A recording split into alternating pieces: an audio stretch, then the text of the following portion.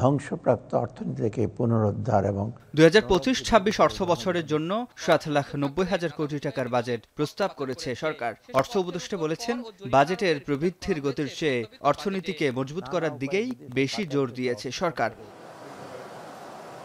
প্রস্তাবিত বাজেট নিয়ে তাৎক্ষণিক প্রতিক্রিয়া জানিয়েছে বিভিন্ন রাজনৈতিক দল ও সংগঠন। অন্তর্বর্তী সরকারের বাজেটে গুণগত দিক থেকে কোনো পরিবর্তন আসেনি বলে মন্তব্য করেছেন বিএনপির স্থায়ী কমিটির সদস্য আমির খসরু মাহমুদ চৌধুরী। এই বাজেট বাস্তবায়ন আগামী সরকারের জন্য সহজ হবে না বলে মনে করেন তিনি।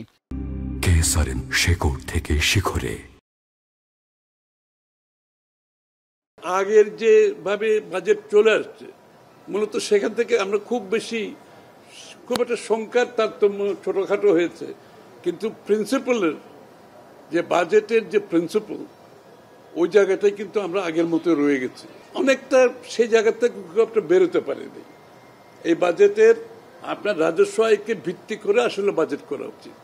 তাহলে আপনার প্রাইভেট সেক্টরে মানি ফ্লোটা থাকলো, তার বিনিয়োগ থাকলো এবং ইন্টারেস্ট রেটটা কমে আসলো, আপনার বিদেশ থেকে ঋণটা কমে আসলো, ঋণ সার্ভিসিং কমে, যে সুদের হার, সুদটা কম পেমেন্ট করতে হবে, কিন্তু সেই জায়গা থেকে আমরা খুব একটা সরে আসতে পারি নাই।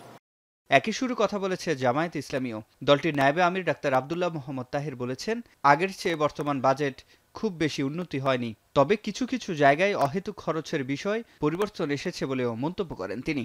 আগের বাজেটেরগুলোর তুলনায় খুব বেশি ইমপ্রুভ করছে এটা আমাদের কাছে মনে হয়নি, তবে কোনো কোনো ক্ষেত্রে কিছুটা ডিফারেন্স আছে, যেমন বাড়তি বেহুদা খরচের ব্যাপারে, তারপরে বেশি অধিকতর ঘাটতি বাজেট, সেটা এগুলো এখানে একটু কম আছে। দ্রব্যমূল্যের ব্যাপারে যেটা বলেছেন, মনে হয় দ্রব্যমূল্য স্থিতিশীল হয়তো বা থাকতে পারে, কিন্তু দ্রব্যমূল্য কমবে কিনা সে বিষয়টা বাজেটে স্পষ্ট নয়।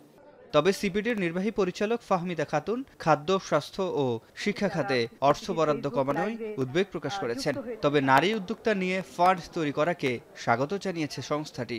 যদি আমরা রাজস্ব পদক্ষেপ দেখি, রাজস্ব, কারণ এই যে বাজেটের কার্যক্রমগুলি, উন্নয়ন কার্যক্রম এবং রেভিনিউ কার্যক্রম ইত্যাদির জন্য বিভিন্ন ধরনের রাজস্ব পদক্ষেপ যেগুলো নেওয়া হয়েছে, যেটা সকলের জন্য গুরুত্বপূর্ণ সেটা হচ্ছে যে কর কাঠামোর মধ্যে করের ক্ষেত্রে যে করমুক্ত আয়ের সীমা 3.5 লাখ অর্থাৎ 3.5 লাখ টাকা থেকে 3,75,000 টাকা করা হয়েছে।